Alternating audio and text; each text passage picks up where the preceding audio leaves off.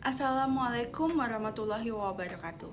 Halo semua, saya Syarifah, kelas manajemen Universitas Cyber Asia. Di sini saya akan mempresentasikan tugas UAS mata kuliah Business Intelligence dengan topik implementasi Business Intelligence dan AI pada Pandor Bakery. Pada fokus pembahasannya adalah bagaimana data dari proses transaksi customer, produksi, distribusi, dan juga layanan konsumen bisa diintegrasikan lalu kemudian dianalisis menggunakan BI dan AI. Nantinya data tersebut akan divisualisasikan dalam bentuk dashboard sehingga manajemen nggak cuma melihat data masa lalu, tapi juga bisa mendapatkan prediksi, insight, dan rekomendasi untuk membantu pengambilan keputusan.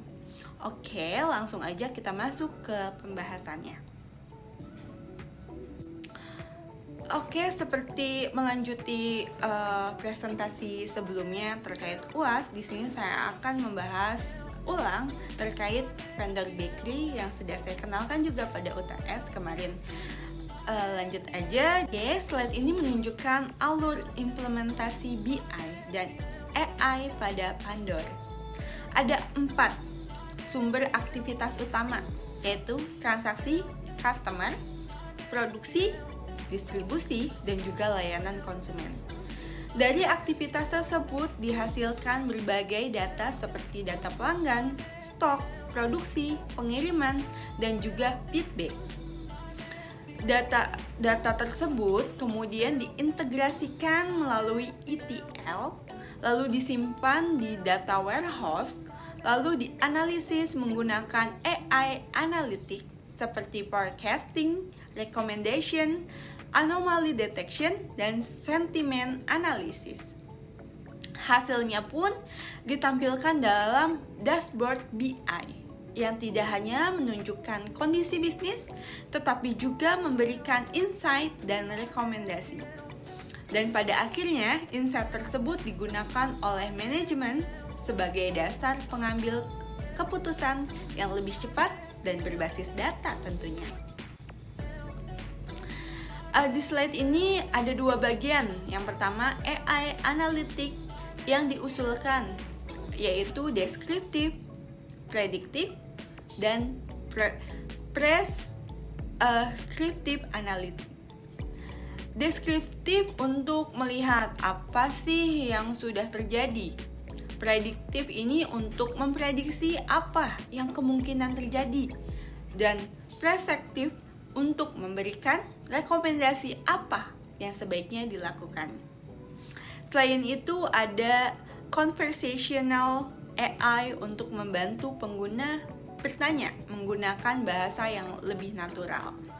Kemudian hasil analisis tersebut divisualisasikan melalui beberapa metode seperti ada line chart untuk trend dan forecast, lalu ada bar untuk produk outlet, KPI, dan juga cart, lalu juga ada alert untuk kondisi tidak normal, dan sentimen visualization untuk feedback pelanggan.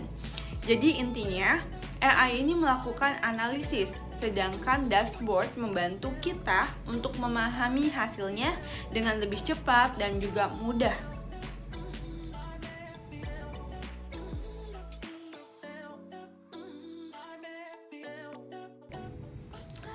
Nah, untuk mendukung rancangan ini saya menggunakan referensi paper dari Wang et al. Tahun 2023 dengan judul Visualisasi plus AI, Integrating Visualization with Artificial Intelligence for Efficient Data Analysis. Konsep yang saya ambil adalah visualisasi dan AI bisa saling melengkapi.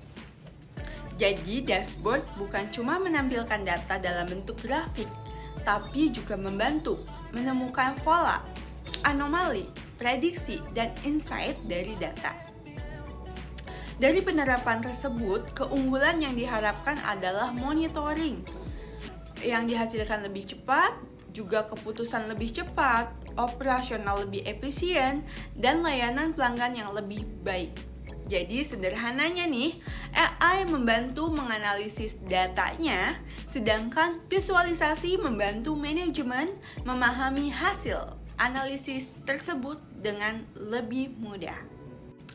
Nah, kalau sebelumnya kita sudah melihat alur BI dan AI secara keseluruhan, di slide ini saya lebih fokus ke rancangan pengembangan sistem informasi di Pandor ini. Prosesnya dimulai customer melakukan pemesanan, baik langsung maupun online. Lalu juga seluruh data dari proses tersebut nantinya bisa diolah menjadi beberapa dashboard, seperti dashboard penjualan, produksi, distribusi, dan customer service. Selanjutnya, ini adalah rancangan dashboard penjualan Pandor. Pada dashboard ini, KPI yang dipantau antara lain penjualan harian, produk terlaris, jumlah transaksi, dan juga omset. Yang bedakan dengan dashboard biasa adalah adanya integrasi AI. Misalnya melalui forecasting, sistem bisa memprediksi kebutuhan stok dan penjualan berdasarkan data sebelumnya. Kemudian ada anomaly detection untuk mendeteksi transaksi atau perubahan penjualan yang tidak biasa. AI juga bisa digunakan untuk segmentasi produk dan rekomendasi promosi. Misalnya memberikan rekomendasi cross-selling atau bundling berdasarkan pola pembelian customer. Selain itu ada dynamic pricing yang secara konsep dapat membantu memberikan rekomendasi harga dengan mempertimbangkan stok, masa simpan produk, biaya bahan baku, dan tingkat permintaan. Jadi, dashboard ini bukan hanya menjawab berapa penjualannya, tetapi juga membantu menjawab apa yang kemungkinan terjadi dan tindakan apa yang sebaiknya dilakukan. Adapun keunggulannya adalah manajemen bisa beralih dari reaktif menjadi lebih proaktif karena keputusan didukung oleh prediksi dan rekomendasi AI. Selanjutnya saya masuk ke dashboard produksi. Di dashboard ini, KPI utama yang dipantau adalah jumlah produksi dan juga penggunaan bahan baku dan tingkat produksi yang gagal. Pertama, jumlah produksi dan tren mingguan. Dengan time series, forecasting sistem dapat memproyeksikan kebutuhan produksi berdasarkan pola data sebelumnya sehingga perusahaan bisa lebih siap menghadapi kenaikan permintaan dan antisipasi bottleneck. Yang kedua, yaitu penggunaan bahan baku dibandingkan dengan stok. AI juga dapat membantu menganalisis pemakaian bahan seperti tepung, gula, coklat, dan mentega, termasuk melihat efisiensi penggunaan pada potensi pemburusan. Ketiga, terdapat notifikasi stok rendah. Dengan predictive reorder point, sistem bisa mendeteksi pola penggunaan bahan baku dan memberikan peringatan sebelum stok mencapai kondisi kritis. Jadi, keputusan untuk melakukan reorder ini bisa dilakukan lebih awal. Yang keempat, yaitu tingkat produk gagal dan 3 alasan utama penyebabnya. Dengan computer vision dan klasifikasi penyebab, AI secara konsep dapat membantu mendeteksi defect, misalnya dari aspek visual, ukuran, maupun kualitas produk. Yang terakhir, ada AI summary menggunakan natural language generation. Jadi data produksi harian yang cukup banyak bisa dirangkum secara otomatis menjadi laporan singkat yang lebih mudah dipahami oleh manajemen sekaligus memberikan rekomendasi tindakan. Dan keunggulan dashboard ini dalam penerapan AI, produksi ini dapat dideteksi salahnya lebih awal, lalu proses pengadaan bahan baku yang lebih proaktif, dan pelaporan yang tentunya lebih cepat. Dengan begitu, manajer produksi tidak hanya mengetahui apa yang sudah terjadi, tetapi juga bisa melihat potensi masalah ke depan dan tindakan apa yang perlu dilakukan. Selanjutnya kita masuk ke dashboard distribusi. KPI yang dipantau di sini adalah ketepatan pengiriman, biaya distribusi, dan juga status pengiriman. Yang pertama ada ketepatan pengiriman dan tren mingguan.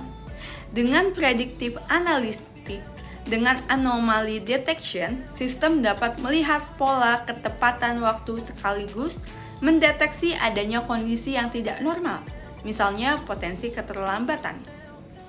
Yang kedua, biaya distribusi dan top 5 route termahal. AI digunakan untuk menganalisis komponen biaya seperti bahan bakar, jarak, driver, dan pengepakan sehingga manajemen bisa mengetahui rute mana yang paling membutuhkan evaluasi. Yang ketiga, ada status pengiriman dan peta geospatial. Jadi secara konsep, dashboard dapat menampilkan posisi dan status pengiriman seperti selesai, lalu apakah sedang dikirim, apakah tertunda, atau gagal. Data ini juga dapat digunakan untuk membantu menentukan rute yang lebih efisien tentunya. Kemudian ada notifikasi terkini yang memberikan alert berdasarkan kondisi pengiriman, misalnya warna hijau untuk selesai, kuning bisa digunakan untuk perhatian, atau merah yang artinya kendala. Keunggulan utama dari dashboard ini yaitu optimasi rute, pengendalian biaya, dan monitoring distribusi secara lebih menyeluruh. Jadi dengan integrasi AI, tim distribusi tidak hanya tahu status pengiriman saat ini, tetapi juga bisa mendapatkan prediksi dan rekomendasi untuk mengurangi keterlambatan dan meningkatkan efisiensi distribusi. Selanjutnya kita masuk ke dashboard customer service di Pandor. KPI utama yang dipantau adalah jumlah keluhan, waktu penyelesaian, dan tingkat kepuasan pelanggan. Yang pertama, jumlah keluhan dan tren mingguan. Dengan NLP dan sentimen analisis, AI dapat mengelompokkan keluhan berdasarkan jenis atau lini produk, sekaligus melihat pola keluhan yang meningkat pada waktu tertentu. Yang kedua adalah waktu penyelesaian dan top 5 keluhan terlama. Dashboard membantu melihat rata-rata waktu penyelesaian dan mengidentifikasi keluhan yang membutuhkan waktu paling lama untuk diselesaikan. Ketiga, ada CSAT atau Customer Stratification. Data rating pelaporan dapat dianalisis menggunakan machine learning untuk melihat pola kepuasan dan memprediksi bagaimana trennya ke depan. Untuk keunggulan AI dapat membantu melakukan prioritas tiket secara otomatis. Jadi keluhan yang sifatnya urgent bisa ditangani lebih dulu. Selain itu, AI juga bisa mendeteksi pola keluhan berulang atau penurunan kepuasan pelanggan atau customer satisfaction, sehingga perusahaan bisa melakukan tindakan lebih awal untuk menjaga loyalitas pelanggan. Dan yang terakhir, data keluhan yang sudah terstruktur bisa menjadi feedback untuk tim produksi maupun distribusi, sehingga masalah tidak hanya diselesaikan di customer service, tetapi juga bisa digunakan untuk perbaikan kualitas produk dan layanan secara menyeluruh. Jadi di dashboard ini membuat customer service tidak hanya bersifat reaktif dalam menangani keluhan, tetapi juga lebih proaktif dalam memahami kebutuhan dan menjaga kepuasan pelanggan. Lalu untuk yang terakhir, terkait mitigasi dan juga resiko. Penerapan AI juga memiliki beberapa resiko seperti kualitas, data yang rendah, prediksi yang kurang tepat, dan juga bias, masalah privasi, dan juga ketergantungan pada AI. Mitigasi yang dapat dilakukan yaitu melalui data governance, validasi data, monitoring akurasi, human in the loop, kontrol akses, dan evaluasi berkala. Jadi AI tetap digunakan sebagai alat bantu, sementara keputusan akhir tetap melibatkan manusia.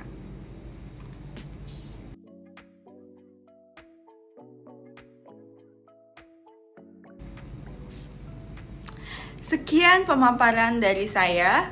Terima kasih. Assalamualaikum warahmatullahi wabarakatuh.